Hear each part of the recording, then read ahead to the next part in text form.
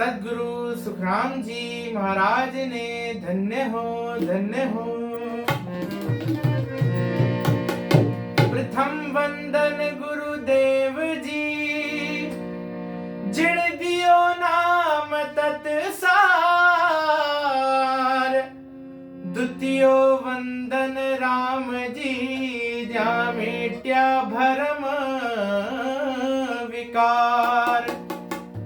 तृतीय वंदन सब संत जन अनंत कोट जन सार।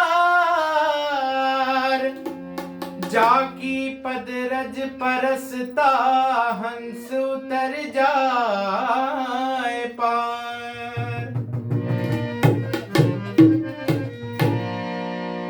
भजना रे प्राणिया क्या अर्थ विचारे। भजना रे प्राणिया क्या अर्थ विचारे। पढ़िया गुड़िया माने नहीं जब जमरो मारे। पढ़िया गुड़िया माने नहीं जब जमरो मारे।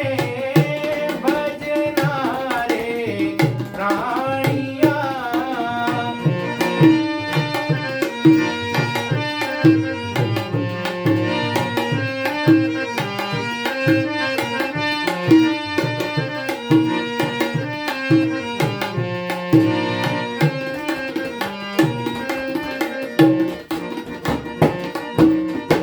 तीन ताछ का कर्म है जीवा की लारा। तीन ताछ का कर्म है जीवा की लारा। 14 तीनों लोक में कर्मा बस सारा। 14 तीनों लोक में कर्मा बस सारा। भजना रे प्राणिया।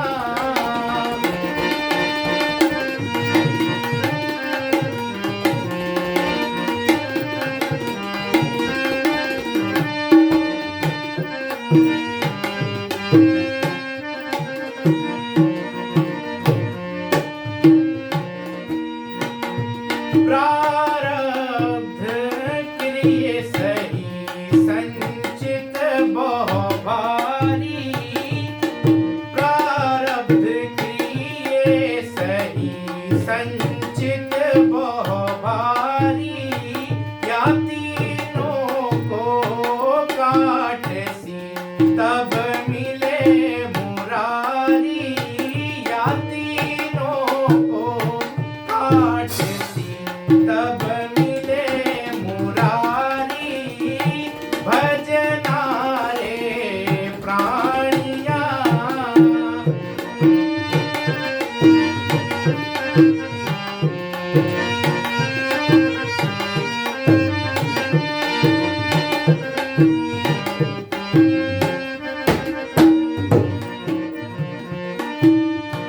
काटन की विध सांभलो दृष्टांग बताऊं। काटन की विध दृष्टांग बताऊं। एक बड़ो कृशान थो ताको जस गाऊं। एक बड़ो कृशान थो ताको जस गाऊं। भजना रे प्राणिया।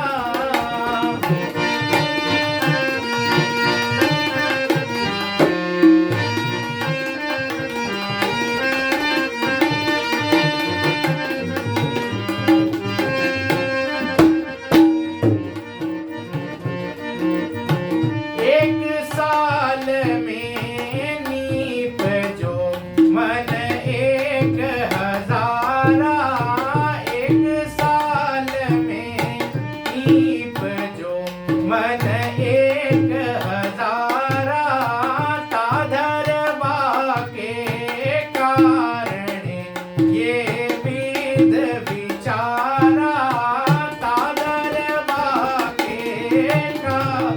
ने ये विध विचारा भजना रे प्राणिया।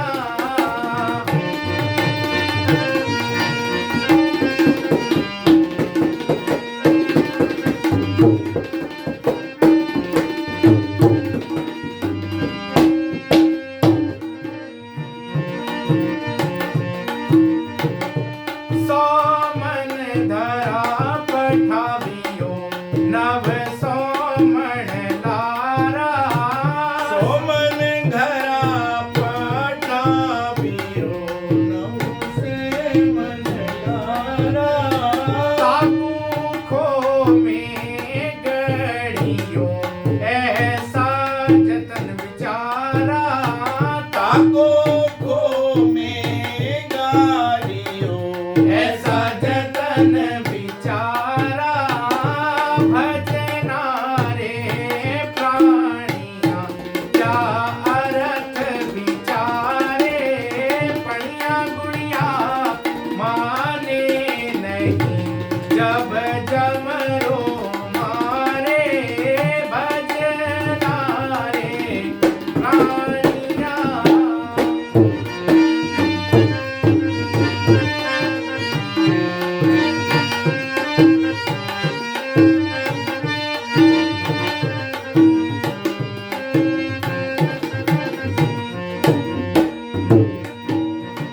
दूर आषाढ़ा ओलरियो बरखा बो भारी।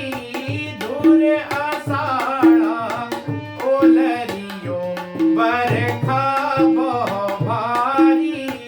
4 महीना बरसियो नहीं आँख उघारी। 4 महीना बरसियो नहीं आँख उघारी भजना रे प्राणिया।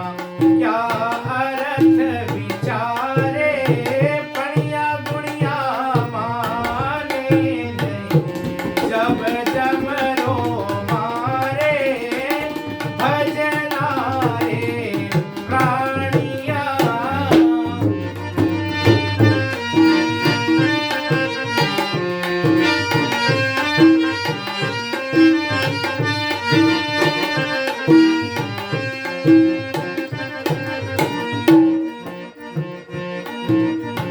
खो को खो में गल गयो हल जोत न पाया। खो को खो में गल गयो हल जोत न पाया। घर को घर में पीस के सब खाए कुटाया।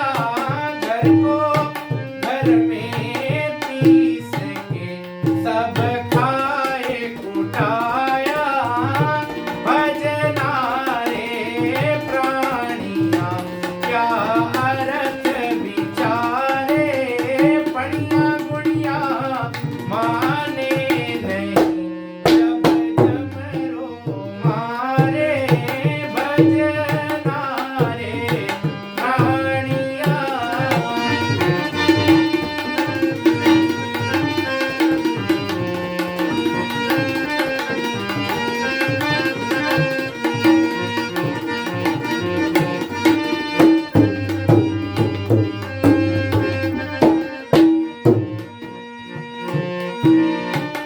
एक कण नहीं नीप जो टोटा भर आया।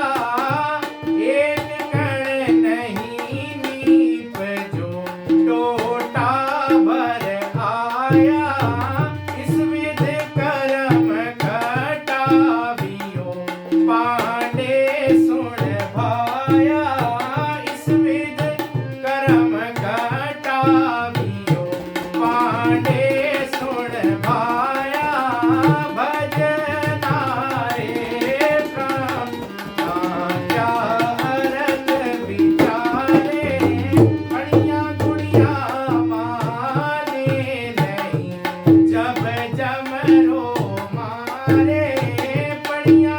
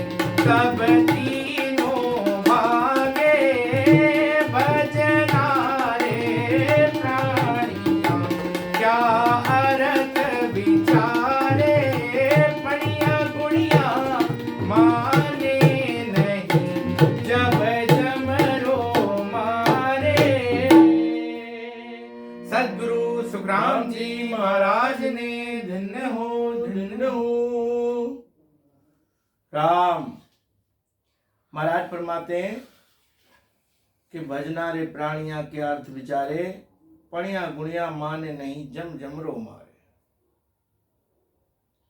महाराज कह रहे हैं कि राम भजन एक ऐसी चीज है जिसको राम भजन का ज्ञान हो जाता है, जिसको सतगुरु से भेद मिल जाता है, सत शब्द मिल जाता है और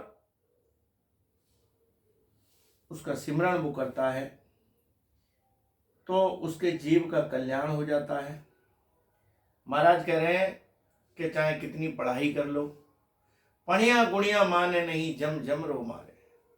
महाराज कह रहे हैं कि चाहे कितनी भी पढ़ाई कर लो, कुछ कर लो, लेकिन जब तक हम राम भजन नहीं करेंगे तब तक हमारे जीव का कल्याण नहीं होगा। एक इसमें दृष्टांत आता है कि दो विद्यार्थी थे तो पढ़ने के लिए बाहर गए और उनका गांव जो था वो नदी के किनारे पे था, तो वो अपने गांव से दूर पढ़ने के लिए चले गए। लेकिन जब लौट करके आए, बरसात का समय था, बरसात हो रही थी,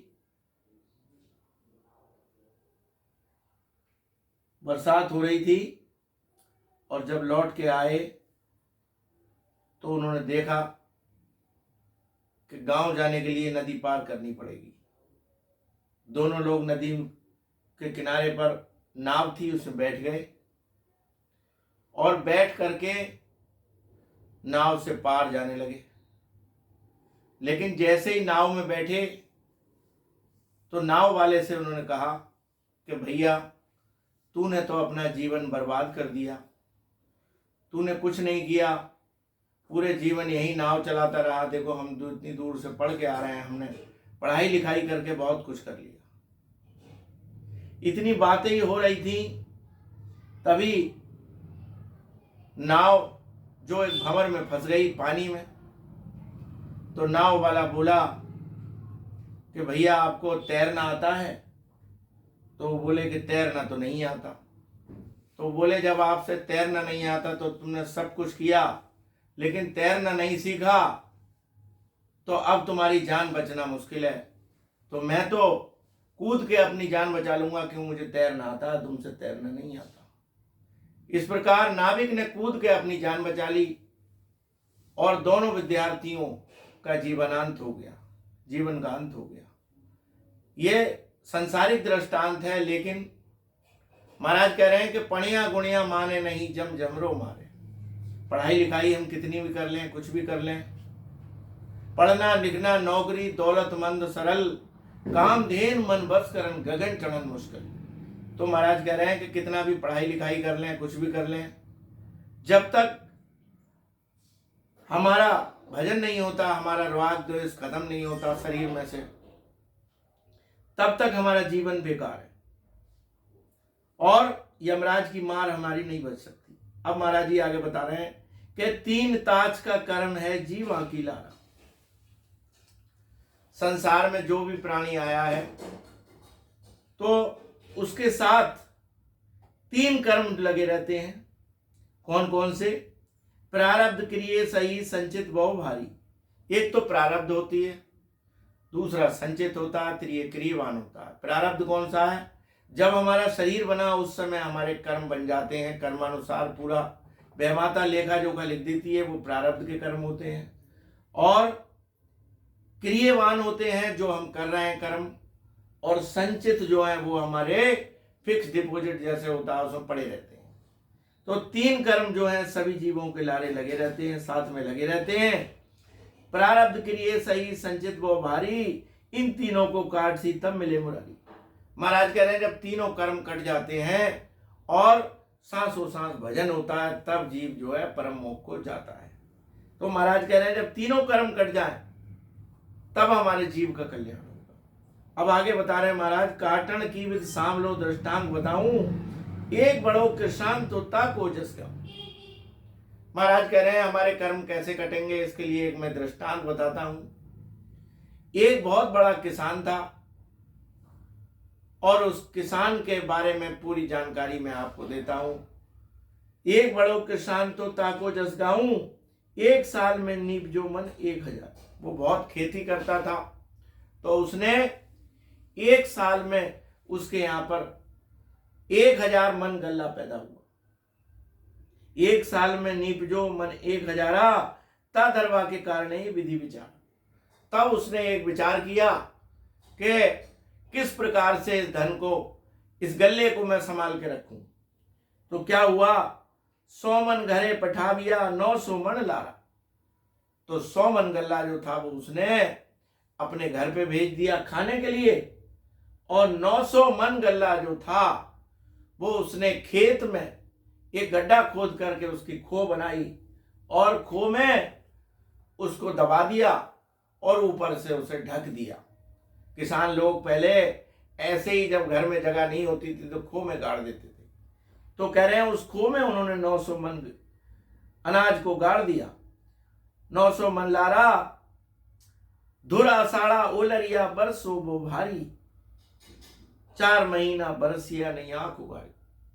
तो महाराज कह रहे हैं बरसात आ गई, और बरसात में 4 महीना लगातार बारिश होती रही, झड़ लग गए।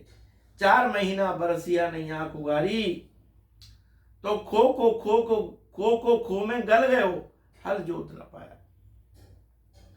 तब जो खो में उसने अनाज 900 मन गाड़ा था, दबाया था, तो ऐसा हुआ जब ज्यादा बरसात हुई तो खो में पानी घुस गया और वो सारा अनाज 900 मन गल गया। खो में गल गया, हल जोत ना पाया। और उधर बरसात की वजह से उसने खेत में हल नहीं जोता, अनाज नहीं बोया। तो महाराज कह रहे हैं खो में गल गया, हल जोत ना पाया, और घर का घर में पीस के सब खाए कुटाया। जो 100 मन घर गल्ला उसने भेजा था वो रोज के रोज उसको पीस के और खा के खत्म कर दिया। तो महाराज कह रहे हैं आगे, एक कण नहीं नीप जो टोटा भराया। एक अनाज का दाना भी उसके घर में नहीं बचा, न खेत में पैदा हुआ, तो टोटा हो गया, खाने तक की परेशानी हो गई। महाराज कह रहे हैं इस विध कर्म कटावी पांडे सुनवाया। तो महाराज कह रहे हैं इस विधि से हमारे कर्म कट सकते हैं। जैसे बरसात में 900 मन गल गया और वो सब खा पी के खत्म कर दिया, कुछ भी नहीं बचा। महाराज कह रहे हैं 8 पौहर 64 घड़ी रसना झड़ लागे। अब ये महाराज ने दृष्टांत बताया। अब असली बात महाराज जी बता रहे हैं कि जैसे अनाज का एक दाना नहीं बचा, ऐसे ही महाराज कर्मों के बारे में बता रहे हैं कि 8 पौहर 64 घड़ी रसना झड़ लागे। उधर बरसात हुई तो अनाज गल गया। ऐसे ही महाराज कह रहे हैं कि 8 पैर 64 घड़ी सिमरण हो, भजन हो, सुन पांडे सुखराम के तब तीनों भागे। महाराज जी फरमा रहे हैं तो 8 पौर 64 घड़ी लिव जो झोल न खाए, तो सहजा सुखराम के 5 3 बन जाए। महाराज कह रहे हैं 8 पौर 64 घड़ी अगर परमात्मा का सिमरण होने लगे, भजन होने लगे, और हमारे मन से राग द्वेष दूसरों के प्रति खत्म हो जाए और सच्चा मन हो जाए, मन निर्मल हो जाए, किसी के मन से किसी के लिए अपने मन में कोई बुराई ना रखें, तो ऐसा मन निर्मल लेकर के हम अगर भजन करें, सिमरण करें, तो कह रहे हैं हमारे तीनों कर्म गल जाएंगे और हमारे जीव की मुक्ति हो जाएगी, कल्याण हो जाएगा, हमारा जीव का परम मोक्ष हो जाएगा। ऐसा नाम का प्रताप है। महाराज जी बता रहे हैं कि पढ़ने से लिखने से कुछ होने वाला नहीं है। पढ़ाई लिखाई कितनी भी कर लो, जब तक कोई राम भजन नहीं करेगा उसके जीव का कल्याण होने वाला नहीं है। बोलो राम सदगुरु सुखराम जी महाराज धन्य हो।